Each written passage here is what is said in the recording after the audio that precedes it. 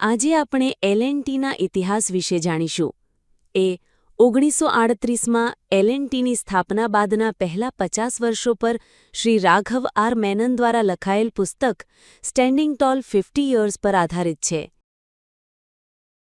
Shri hall ક્લાર્સન અને Shri Soren Toubro પાસે એક સપનું અને હિંમત હતી, તથા જોખમ લેવા માટે ધૈર્ય.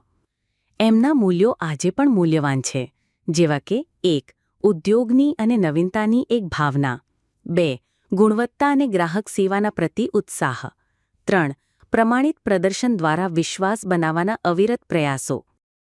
એલ&ટીની વાર્તા એક સાહસની વાર્તા છે, એક ખાસ પ્રકારના ધૈર્ય અને એક ખૂબ જ વિશિષ્ટ દ્રષ્ટિની વાત, જે ખૂબ ઓછા લોકોમાં જોવા મળે છે. જ્યારે પૂછવામાં આવ્યું કે એક વિકસતા અને જટિલ દેશમાં તેમના સફળતાના એકમાત્ર મહત્વપૂર્ણ સિક્રેટ તરીકે તમે શું વ્યાખ્યાયિત કરશો, તો હોલ ક્લાર્સને ઉત્તર આપ્યો, જો તમે એક દેશનો ભાગ બનવા માંગતા હો અને જે રાષ્ટ્ર બને છે, તો તમારે રોજગાર સર્જીને અર્થતંત્રને વધાવવું જોઈએ, અને તે ફક્ત આવતીકાલમાં રોકાણ કરીને જ કરી શકશો, અને આવતીકાલ લોકો દ્વારા બનાવવામાં આવે છે. હોલ ક્લાર્સેન એકમાત્ર વિદેશી હતા જેમણે ભારત માટે ભારતીય કંપની બનાવી. ભારતના સ્વતંત્રતા પછી પણ એલ&ટીમાં કોઈ ફેરફાર કરવાની જરૂર નહીં પડી, જે તેમની દ્રષ્ટિ અને પ્રતિબદ્ધતાનું પ્રતિબિંબ છે. ડેનમાર્કથી 2 મિત્ર આવ્યા, અને તે પણ એક જ કારણોસર આવ્યા: રોકાણ કરવા અને વેપાર કરવા. ફરક એ હતો કે તેઓ અહીં રહી ગયા અને એલ&ટી કંપનીની સ્થાપના કરી. શ્રી સોરેન ટુબ્રો એક બાંધકામ ઇજનેર તરીકે 1934માં તેમને તેમની company FL Smith and company Copenhagen દ્વારા વેચેલી મશીનરીને ઊભી કરવા અને શરૂ કરવા માટે ભારતમાં મોકલવામાં આવ્યા હતા, જે નવનિર્મિત સિમેન્ટ ફેક્ટરીઓ જેવી કે કોઈમ્બતુર પાસેની મદુકક્કરાઈ સિમેન્ટ વર્ક્સ અને સુક્કુરમાં આવેલ રોહરી સિમેન્ટ ફેક્ટરી માટે હતી. શ્રી હોલ ક્લાર્સન એક રાસાયણિક ઇજનેર અને એફએલ સ્મિથ એન્ડ કંપનીના કર્મચારી હતા. તેઓને 1935માં ભારતમાં વિવિધ સિમેન્ટ ઉત્પાદક જૂથોના મૂલ્યને આંકવા માટે મોકલવામાં આવ્યા હતા. આ જૂથો બાદમાં એસોસિએટેડ સિમેન્ટ કંપની એસીસીમાં મર્જ થઈ ગયા. તેમનું પ્રથમ કાર્ય પૂરું થયા પછી હોલ ક્લાર્સન ભારતમાં રહેવા લાગ્યા, જેથી એફએલ સ્મિથ એન્ડ કંપની માટે સ્થાનિક કચેરી ખોલી શકે. 1938ના 1 મેના રોજ હેનિંગ હોલ ક્લાર્સન અને તેમના સાથીએ મુંબઈના બાલાડ એસ્ટેટમાં વેસ્ટર્ન ઇન્ડિયા મેચ કંપની વિમકો કંપનીમાંથી એક નાનો રૂમ ભાડે લીધો. શરૂઆત ખૂબ જ નમ્ર અને મર્યાદિત સાધનો સાથે થઈ હતી. ઓફિસમાં માત્ર એક ટેબલ અને ટેલિફોન હતો, અને જગ્યા એટલી ઓછી હતી કે એક સમયે માત્ર એક જ ભાગીદાર હાજર રહી શકે. તેમણે માત્ર 2 કર્મચારીઓની નિમણૂક કરી, એક ટાઇપિસ્ટ અને એક પટાવાળો. ડેનમાર્કના નાગરિક હોવાને કારણે હોલ ક્લાર્સન અને ટુબ્રોએ તેમના દેશના ઉત્પાદકો સાથે સહયોગ કર્યો. ડેનિશ ઉત્પાદકો ભારતના બજારમાં પ્રવેશ કરવા ઈચ્છતા હતા, અને ડેનિશ ઇન્ડસ્ટ્રીયલ સંઘે પણ મદદ કરી. આયાત કરેલી વસ્તુઓમાં ઠંડક મશીનો, બટર ચર્ન્સ, ક્રીમ સેપરેટર્સ અને પેસ્ચ્યુરાઇઝર્સનો સમાવેશ હતો. એલ&ટીએ અન્ય આયાતકર્તાઓથી અલગ અભિગમ અપનાવ્યો. તેઓ ગ્રાહકોને મશીનો વાપરવામાં માર્ગદર્શન આપતા, તાત્કાલિક સેવા આપતા અને વેચાણ પછી પણ જાળવણી કરતા. આ નવી રીતના વ્યવહારમાં ભારતીય બજારનો ધીમે ધીમે સકારાત્મક પ્રતિસાદ મળ્યો. પરિણામે હોલ ક્લાર્સન અને ટુબ્રોને માન્યતા મળી અને સતત નફાકારક બજારની શક્યતાઓ ઊભી થઈ. યુદ્ધ દરમિયાન હોલ ક્લાર્સન ભારત છોડીને યુરોપ જઈ શકતા નહોતા, કારણ કે તેમની નાની કંપનીને નજીકથી સંભાળવાની જરૂર હતી. યુદ્ધ પછી તેમણે યુરોપ જવાનું નક્કી કર્યું, જેથી તેઓ મૂળ સ્ત્રોતોનું મૂલ્યાંકન કરી શકે અને કંપનીના વિસ્તરણ માટે તૈયારી કરી શકે. આ સમય સુધી એલ&ટીએ 3 મુખ્ય મૂલ્યો સ્થાપિત કર્યા હતા: ઉચ્ચ પ્રતિષ્ઠા એટલે કે અનુભવી અને વિશ્વસનીય કંપની તરીકે, વ્યાપારિક જાગૃતિ એટલે કે તીવ્ર અને ચુસ્ત વ્યાવસાયિક દૃષ્ટિકોણ, સારો ટેકનિકલ અને મેનેજમેન્ટ સ્ટાફ એટલે કે યોગ્ય રીતે પસંદ કરાયેલ ટીમ. કંપનીમાં ઊર્જા અને ઉત્સાહ હતો, જે તેને ભવિષ્યમાં વધુ સંભાવનાઓ માટે તૈયાર બનાવતો હતો. 1945માં જ્યારે ભારત સ્વતંત્ર થવાનું હતું, ત્યારે દેશ કઈ નીતિ અપનાવશે તે અંગે અનિશ્ચિતતા હતી. આર્થિક સ્થિતિ, નાગરિક વ્યવસ્થા રાજ્ય નિયંત્રણ અને ખાનગી ક્ષેત્ર દરેક ક્ષેત્રે અનિશ્ચિતતા હતી. બ્રિટિશ ઉત્પાદકો ભારત વિશે જાણતા હતા અને ડેનમાર્કથી પ્રભાવિત પણ હતા, પણ તેમને એલ&ટીની ટેકનિકલ ક્ષમતા વિશે જાણ ન હતી. હોલ ક્લાર્સન સાથેની મુલાકાત પછી તેઓ સમજી ગયા કે આ વ્યક્તિને ભારત વિશે ઊંડું જ્ઞાન છે. તેમણે સમગ્ર ઉપખંડમાં પ્રવાસ કર્યો હતો અને ભારતીય સંસ્કૃતિ તથા સ્વતંત્ર ભારતની શક્યતાઓને સારી રીતે સમજતા હતા. આ બાબત એલ&ટીના નેતૃત્વની દ્રષ્ટિ અને સ્થાનિક સમજણને ઉજાગર કરે છે, જે કંપનીના ભવિષ્ય માટે મહત્વપૂર્ણ સાબિત થઈ. હોલ ક્લાર્સન યુરોપથી પાછા આવ્યા ત્યારે તેઓએ નવી એજન્સીઓ સાથે ભાગીદારી કરી, જેમ કે બામાગ લિમિટેડ, વનસ્પતિ ઘી પ્લાન્ટ અને મશીનરી, ટી&ટી Vickers, biscuit machinery, Henry cement, સાબુ મશીનરી, ટી ટાઇસન, કાચ બનાવવાની મશીનરી અને સાધનો. આ ભાગીદારીઓથી એવું સ્પષ્ટ થતું હતું કે એલ&ટી ઝડપથી વિકસશે અને ભારતીય ઉદ્યોગ માટે મૂડી સાધનોનો મુખ્ય પુરવઠાકાર બનશે. હોલ ક્લાર્સન અને ટુબ્રો એવા મિત્રો અને રોકાણકારોની શોધમાં હતા જે તેમને ઓળખતા હતા અથવા નવા રોકાણકારો સુધી પહોંચવામાં મદદ કરી શકે. બોમ્બેમાં નોર્વેજિયન કાઉન્સિલ જનરલ ટી આહલસેએ તેમને સલાહ આપી કે તેઓ અંબાલાલ કિલાચનનો સંપર્ક કરે, જે આ કાર્યમાં મદદરૂપ થઈ શકે. હોલ ક્લાર્સનનો મળતાળો સ્વભાવ અને વિચારશૈલી કંપનીના નિર્ણયો પર સ્પષ્ટ દેખાઈ આવે છે. મોટાભાગના મુદ્દાઓ પર સહમતિ હતી, પરંતુ જ્યારે કિલાચન તરફથી કંપનીનું નિયંત્રણ મેળવવાની વાત આવી ત્યારે હોલ ક્લાર્સને અસંમતિ વ્યક્ત કરી. તેમણે આ મુદ્દા પર વિચારવાનો નિર્ણય કર્યો. કિલાચનનું કાર્યાલય જે મકાનના 5મા માળે હતું, ત્યાંથી હોલ ક્લાર્સન અને હિલ્ડાના કાર્યાલયના વ્યવસ્થાપક ટી ફ્રેન્ડિસે નીચે આવવા માટે લિફ્ટ લઈ લીધી. રસ્તામાં હોલ ક્લાર્સને પોતાના મનને ઘડ્યું. તેઓ કિલાચનના કાર્યાલય પર પાછા ગયા અને તેમણે પોતાની ઓફર પાછી લીધી. કિલાચન સાથેની ચર્ચાઓને કારણે એલ&ટીને મંગલદાસ વી દેસાઈના જેવા એક દૂરંદેશી પ્રકારના માણસનો સપોર્ટ મળ્યો. 1945ના નવેમ્બરમાં હોલ ક્લાર્સને એલ&ટીની બેલેન્સ શીટ મંગલદાસ દેસાઈને બતાવી, પરંતુ તે શીટ એટલી મજબૂત નહોતી કે તેમના મોટા પાયે રોકાણને યોગ્ય રીતે સમજી શકાય. તેમ છતાં મંગલદાસ દેસાઈએ વિશ્વાસ અને પ્રેરણાથી રોકાણ કરવાનો નિર્ણય લીધો. આ ઘટનાથી સ્પષ્ટ થાય છે કે એલ&ટી માટે માનવાનુભવ અને વિશ્વાસ હંમેશા કેન્દ્ર સ્થાને રહ્યા છે અને તે તેના ભવિષ્યના વિકાસમાં પણ મહત્વપૂર્ણ ઘટક બન્યા છે. હોલ ક્લાર્સને મંગલદાસ દેસાઈને ખાતરી આપી હતી કે 1. એન્જિનિયરિંગ ઉદ્યોગનું ભવિષ્ય ઉજ્જવળ છે. 2. મોટું નિયંત્રણ મહત્વપૂર્ણ હોવા છતાં એલ&ટી ભવિષ્યના વિકાસને મર્યાદિત કરવા માંગતું નથી. મંગલદાસ દેસાઈના પુત્ર એન.એમ. દેસાઈએ વર્ષો પછી જણાવ્યું કે તેમના પિતાએ એલ&ટીમાં રોકાણનો નિર્ણય કંપનીની બેલેન્સ શીટના આધારે નહીં, પણ હોલ ક્લાર્સનના દ્રઢ નિર્ણય અને દ્રષ્ટિ પર આધારિત લીધો હતો. તેઓએ માન્યું કે સ્વતંત્ર ભારતના યુગમાં એન્જિનિયરિંગ ઉદ્યોગ માટે વિશાળ તકો ઉપલબ્ધ થવાની હતી. કંપની ઝડપથી વિકસતી હતી અને હાજર સુવિધાઓ પૂરતી નહોતી. તેથી 1948ના અંતમાં એલ&ટીએ પવાઈમાં 55 એકર અવિકસિત જમીન ખરીદી, જે આજે તેની સૌથી મૂલ્યવાન સંપત્તિ છે. આ જમીન બાગ અને જંગલથી ભરેલી હતી અને તેમાં કોઈ માર્ગ, વીજળી કે પાણીની સુવિધા નહોતી. પાણી માટે નગર પંચાયતના ટાંકાથી પાણી લાવવામાં આવતું અને મસ્લિનના કપડાથી ઢાંકેલી ટાંકીઓમાં સાચવવામાં આવતું. પીવાના પાણી માટે મ્યુનિસિપલ લાઇન 1951માં મળી હતી. નજીકનું બસ સ્ટેશન સાકીનાકા હતું અને કેટરપિલર સેવા સ્ટેશન 1950માં પવાઈ ખસેરાયું. આ બધું જોઈને એ કલ્પના કરવી મુશ્કેલ હતી કે આ નિર્જન જમીન એક દિવસ આદર્શ કાર્યસ્થળમાં બદલાશે. આ એ દ્રષ્ટિવાન પુરુષોને શ્રદ્ધાંજલિ આપે છે, જેમણે આ પરિવર્તન શક્ય બનાવ્યું.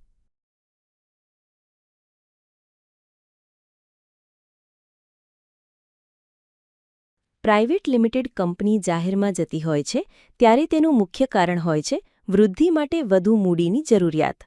જ્યારે વિકાસ અને વિસ્તરણ માટે નાણાં જરૂરી બને છે ત્યારે કંપનીને વધુ શેરધારકોની જરૂર પડે છે. ડિસેમ્બર 1950માં એલ&ટી જાહેર કંપની બની અને તેની પેડ-અપ શેર મૂડી ₹20 લાખ હતી. તે સમયે કંપનીનું વેચાણ ટર્નઓવર ₹109 લાખ હતું. એલ&ટીનું પ્રારંભિક ઉત્પાદન દૂધ અને ઠંડક મશીનો સાથે શરૂ થયું હતું. પછીના વર્ષોમાં દૂધ વિભાગે ડેનમાર્ક, યુકે અને સ્વિટ્ઝરલેન્ડના અગ્રણી ઉત્પાદકોના પ્લાન્ટો સામેલ કરીને પોતાનું વિસ્તરણ કર્યું. આ પછી એલ&ટીને તેના વ્યાવસાયિક જીવનના સૌથી પડકારજનક કાર્યોમાંથી એકનો સામનો કરવો પડ્યો. આણંદ ખાતેના ખેડા જિલ્લા સહકારી દૂધ ઉત્પાદન સંઘ માટે ડેરી બનાવવાનો કરાર.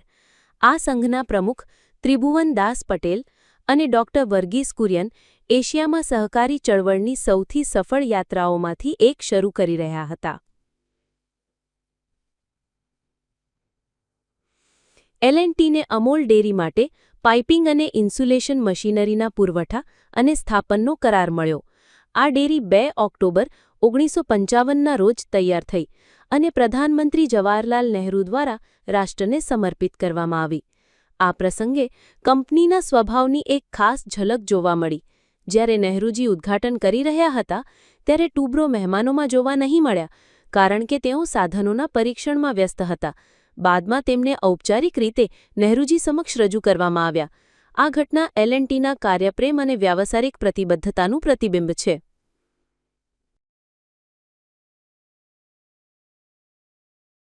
1956ના ફેબ્રુઆરીમાં એલ&ટીએ પોતાની બોમ્બે ઓફિસનો મોટો ભાગ બલાડ એસ્ટેટના આઈસીઆઈ હાઉસમાં ખસેડ્યો. લગભગ એક દાયકા પછી કંપનીએ આ ઇમારત ખરીદી અને તેનું નામ એલ&ટી હાઉસ રાખ્યું. આ સાથે પવઈ સિવાય હવે એલ&ટી પાસે પોતાનું કોર્પોરેટ મથક પણ હતું. આ ગ્રે પથ્થરની ભવ્ય ઇમારતમાં વિશાળ પ્રવેશદ્વાર અને પહોળા દાદર છે, જે પહેલા માળે એક્ઝિક્યુટિવ ઓફિસ તરફ દોરી જાય છે. 1960ના દાયકામાં એલ&ટીની મેનેજમેન્ટમાં મહત્વપૂર્ણ ફેરફારો થયા. મંગલદાસ વી દેસાઈ, જે 1946થી ડાયરેક્ટર હતા, તેમનું 1960માં અચાનક અવસાન થયું, જે કંપની માટે મોટી ખોટ હતી.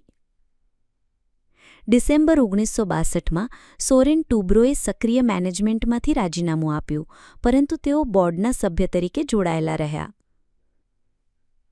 1969માં ભારત સરકારે મેનેજમેન્ટ એજન્સી સિસ્ટમને રદ કરવાનો નિર્ણય લીધો, જેના પરિણામે એલ&ટી મેનેજમેન્ટ પ્રાઇવેટ લિમિટેડે પોતાની એજન્સીઓ છોડી. ત્યારબાદ હોલ્ક લાર્સન, એન.એમ. દેસાઈ, જ્હોન હોઝર અને ગુન્નર હાન્સનને કાર્યકારી ડાયરેક્ટરો તરીકે નિયુક્ત કરવામાં આવ્યા. એલ&ટીને શરૂઆતથી જ સંકટ સમયે અનુકૂળ થવા માટે તૈયાર કરવામાં આવી છે. કંપનીનું જ્ઞાન અને નિષ્ણાતતા હંમેશા આગળ રહી છે. જેમ જેમ કંપનીનો વિકાસ થયો તેમ તેમ દબાણ પણ વધ્યું. 1972-73માં અમદાવાદના મેનેજમેન્ટ ઇન્સ્ટિટ્યૂટના કન્સલ્ટન્ટ્સને સંસ્થાકીય રચના અને નિયંત્રણ સિસ્ટમ ડિઝાઇન કરવાની જવાબદારી સોંપવામાં આવી. 1974માં નવા બંધારણો અમલમાં મુકાયા અને 4 ભારતીયો દ્વારા સંસ્થાગત વ્યવસ્થાપન મજબૂત બનાવાયું. એ જ વર્ષે 2 વિદેશી નાગરિકોએ એલ&ટી છોડી દીધી. હોલ્ક લાર્સનને 1976માં આંતરરાષ્ટ્રીય સમજૂતી માટે રોમન મેગ્સેસે પુરસ્કાર મળ્યો. ભારતના ઔદ્યોગિક વિકાસમાં તેમના યોગદાનની આથી વધુ સારી ઓળખાણ થઈ નથી શકતી. તેમના સ્વીકૃતિ ભાષણમાં તેમણે કહ્યું, એલ&ટી ગ્રુપ હવે 10,000થી વધુ સીધા કર્મચારીઓ અને 25,000થી વધુ શેરધારકોથી બનેલું એક ખુશ પરિવાર છે. તેથી આજે મને આપવામાં આવેલા આ અનોખા માનને, જેમણે ભારત જેવા સ્થાને મારા સાથે કામ કરવાનો આનંદ માણ્યો છે, તેમજ કંપનીના સહયોગીઓને અને 5 મહાદ્વીપોમાંના અમારા ગ્રાહકોને હું તે વહેંચું છું. જ્યારે હોલ્ક લાર્સને 1978માં અધ્યક્ષ તરીકે સેવાનિવૃત્તિ લીધી, ત્યારે તેણે તે કંપનીને બનાવવામાં અને ચલાવવામાં 40 વર્ષનો સમય પસાર કર્યો, જે કંપનીનું નામ તેની અને બીજા સહસ્થાપક સોરેન ટુબ્રોનું નામ પર છે. સોરેન ટુબ્રો ડેનમાર્ક પરત ફર્યા પછી તે કોપેનહેગનની હરિયાળી ઉપનગરોમાંથી એક, જેમનું નામ જેન્ટોફ્ટ છે, ત્યાં રહેવા ગયા, જ્યાંથી તેઓ વર્ષે 2 અથવા વધુ વાર તેના પસંદના સ્વદેશની મુલાકાત લેતા રહેતા. હોલ્ક લાર્સને એલ&ટીના કાર્યભાર તેમના ઉત્તરાધિકારી નિક્કી દેસાઈને સોંપ્યો. દેસાઈ પરિવાર ભારતીય સમાજમાં પ્રતિષ્ઠિત અને નૈતિક મૂલ્યો ધરાવતો હતો. નિક્કી દેસાઈ માત્ર કુટુંબ અને સામાજિક પૃષ્ઠભૂમિથી નહીં, પણ પોતાની વ્યક્તિગત ક્ષમતા અને પ્રતિબદ્ધતા સાથે એલ&ટીમાં યોગદાન લાવ્યા હતા. 1977માં હોલ્ક લાર્સનને નિવૃત્તિ સમયે દેસાઈએ કંપનીમાં પહેલેથી જ 31 વર્ષથી વધુ સમય કામ કર્યું હતું. તેમણે 14 વર્ષ સુધી હોલ ક્લાર્સન સાથે કામ કર્યું અને 1956માં L&Tના બોર્ડમાં પ્રવેશ કર્યો હતો. આજના સમયમાં L&T કંપની તેના આધારભૂત અને સહયોગી કંપનીઓ ઉપરાંત 12 મુખ્ય જૂથો દ્વારા વ્યવસાય કરે છે, જેમાં વિશિષ્ટ ટેકનોલોજી અને અદ્ભુત વિવિધતાનો સમાવેશ થાય છે. યાદ રહે કે L&T એટલે કે લાર્સન અને ટુબ્રો એ વિવિધ એન્જિનિયરિંગ ક્ષેત્રોમાં કાર્યરત છે, પરંતુ તેનું સૌથી વધુ જાણીતું યોગદાન શક્તિ નિયંત્રણ ઉપકરણોમાં છે. તે ભારતમાં ઓછી ટેન્શન સ્વિચગિયરનું સૌથી મોટું ઉત્પાદન કરનાર છે. L&Tના R&D એન્જિનિયરો દ્વારા ડિઝાઇન કરાયેલ સ્વિચગિયર્સને આંતરરાષ્ટ્રીય માન્યતા મળી છે અને તેના 8 ઉત્પાદનોને પશ્ચિમ જર્મનીના હેનોવર ફેરમાં ગુડ ઇન્ડસ્ટ્રીયલ ડિઝાઇન પુરસ્કાર મળ્યો છે. L&T ગ્રુપ સ્વિચગિયર સિવાય પણ અનેક ઉદ્યોગો માટે વિવિધ પ્રકારના સાધનો અને મશીનરીનું ઉત્પાદન કરે છે. તેમાં હાઇડ્રોલિક ખોદકામ યંત્રો, ઇમારત અને ખાણકામ સાધનો, પેટ્રોલિયમ અને રાસાયણિક પ્લાન્ટ્સ, સિમેન્ટ અને કાગળની મશીનરી, ખોરાક પ્રક્રિયા plants, valve, welding alloys, tyre curing press, hydraulic turbines, પરીક્ષણ સાધનો, ટેલિકમ્યુનિકેશન સિસ્ટમો, ઔદ્યોગિક ડ્રાઇવ્સ, કમ્પ્યુટર પેરિફેરલ્સ અને તબીબી ઇલેક્ટ્રોનિક્સનો સમાવેશ થાય છે. L&Tએ 1960ના દાયકાના મધ્યમાં ન્યુક્લિયર ક્ષેત્રમાં પ્રવેશ કર્યો હતો. તેણે ટ્રોમ્બે ખાતે ભાભા અણુ સંશોધન કેન્દ્ર માટે 14 માળનું કોમ્પ્લેક્સ ભવન અને રેડિયોલોજિકલ લેબોરેટરી, જેને હોટ લેબ તરીકે પણ ઓળખવામાં આવે છે, તે માટે ટર્નકી પ્રોજેક્ટ અમલમાં મૂક્યો હતો. L&Tએ ભારતના ન્યુક્લિયર પાવર પ્લાન્ટ માટે મહત્વપૂર્ણ સાધનો જેમ કે કેલેન્ડ્રિયા, એન્ડ શીલ્ડ, સ્ટીમ જનરેટર અને હીટ ટ્રાન્સફર સાધનોનું ઉત્પાદન અને સપ્લાય કર્યું છે. આ સાધનો કોટા, નરોરા અને કલ્પક્કમમાં સ્થાપિત થયા છે. ઉપરાંત હેવી વોટર પ્લાન્ટ માટેના ટાવર્સ અને હીટ એક્સચેન્જર્સ પણ L&T દ્વારા કોટા, તલચર, બરોડા, માનાગુરુ અને થાલમાં સપ્લાય કરવામાં આવ્યા છે. L&Tએ 1970ના દાયકાના મધ્યમાં ભારતના અવકાશ કાર્યક્રમ સાથે જોડાયું હતું, જ્યારે તેને SLV-3 પ્રોજેક્ટ માટે પ્રથમ અને બીજી તબક્કાની ઉત્પાદકતા સોંપવામાં આવી. જો કે ઉચ્ચ તણાવવાળું સ્ટીલ કેસિંગ બનાવવું સરળ લાગતું હતું. L&Tને પ્રથમ સ્વીકૃત કેસિંગ બનાવવા માટે ઊંડા વિકાસાત્મક પ્રયાસો કરવા પડ્યા. આ કેસિંગને ઉડાન માટેની આંતરિક ગણતરીઓ અનુસાર હોવું જરૂરી હતું, જે ઉદ્યોગ માટે નવી બાબત હતી. આ સફળતા પછી L&Tને ASLV કાર્યક્રમ માટે પણ વધુ ઓર્ડરો મળ્યા અને આવનારા સમયમાં પણ આવા ઓર્ડરો મળતા રહેશે. PSLV કાર્યક્રમ ASLV સાથે સમકક્ષ રીતે શરૂ થયો હતો અને તેમાં મેરેજિંગ સ્ટીલથી બનેલા વિભાગો માટે નવા પ્રકારના કેસિંગ્સ બનાવવાની જરૂર હતી. આ કેસિંગ્સની સફળતા વેલ્ડેડ ડિઝાઇન પર આધારિત હતી. L&Tએ આ માટે જરૂરી જિગ્સ અને ફિક્સચર્સ ડિઝાઇન કરીને મહત્વપૂર્ણ યોગદાન આપ્યું, જેથી નજીકના સહી સૂચકો અને કડક ગુણવત્તા ધોરણો પ્રાપ્ત થઈ શકે. મેરેજિંગ સ્ટીલના પ્રથમ સેગમેન્ટનું સફળ ઉત્પાદન L&Tને નવીનતા અને તકનીકી ક્ષમતા દર્શાવે છે અને આ યોગદાનથી અવકાશ વિભાગ વધુ આત્મનિર્ભર બન્યો.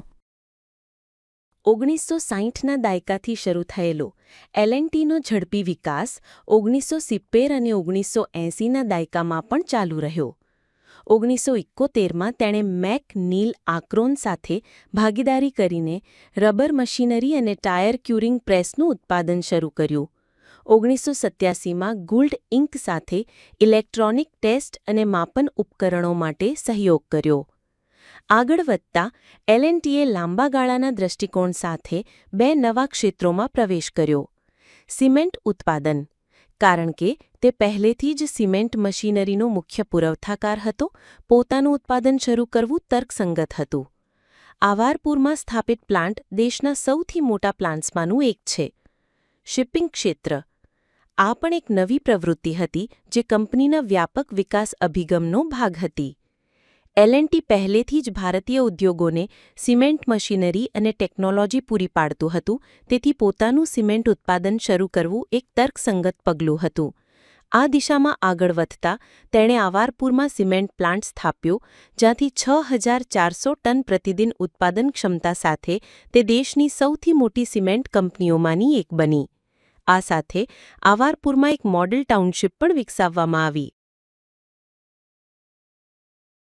L&Tના કોર્પોરેટ મેનેજમેન્ટ ટીમ 1982માં ડાબાથી જમણા Shri BGN Patel, Shri DL Pradhan, Shri UV Rao, Shri MH ફેરવાની, Shri એન.એમ. Desai, Shri એસ.આર. Subramanyam, Shri કે.એસ.એસ. માની, શ્રી એસ.પી. કશ્યપ અને શ્રી સી.આર. રામકૃષ્ણન.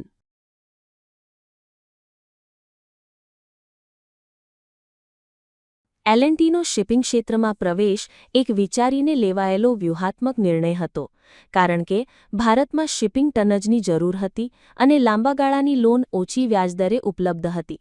1982માં કંપનીએ 2 જૂના બલ્ક કેરિયર્સ ખરીદ્યા અને 1984 સુધીમાં 3 નવા જહાજો ઉમેર્યા. એલ.એન્ડ.ટીની વિશિષ્ટતા એ છે કે તે સાવધાનીપૂર્વક ગણતરી કરેલા જોખમો લે છે, જે મજબૂત સિદ્ધાંતો અને કંપનીની વ્યાપક ફિલોસોફી પર આધારિત હોય છે. શિપિંગ વિભાગ 99% વ્યાપારી ઉપયોગ સાથે અત્યંત કાર્યક્ષમ રીતે સંચાલિત થાય છે.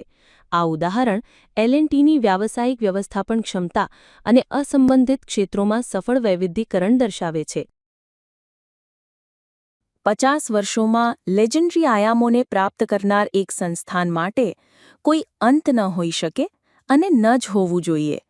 બીજી વાર્તાઓ જે સમાપ્ત થાય છે, એલ.એન્ડ.ટીની વાર્તા તો ચાલુ જ રહેશે. ફરી મળીશું એલ.એન્ડ.ટીના 1988 પછીના ઇતિહાસ વિશે જાણવા. સ્ટેન્ડિંગ ટોલના લેખક શ્રી રાઘવ આર. મેનન. અનુવાદ અને સંકલન શ્રી દીપક ભરૂચા.